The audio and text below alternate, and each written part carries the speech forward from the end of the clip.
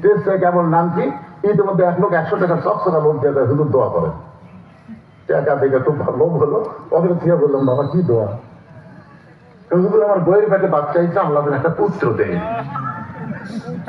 সঙ্গে সঙ্গে পকেট থেকে 200 টাকা দাঁড়িয়ে ফেরত দিলেন। হুজুর আমি দোয়া চাইছি, টাকা কেন? বাবা তুইও দেখা মরতে, আমি পরপর 3টা মেয়ের বাপ, আমার দোয়া দিয়ে যদি বইয়ের পেটে বাচ্চা হয় পুত্র, তাহলে আল্লাহ আমাকে একটা দিত। যার নিজের দোয়া দিয়ে নিজের বইয়ের পেটে পুত্র সন্তান হয় না, পরের বইয়ের পেটে হবে।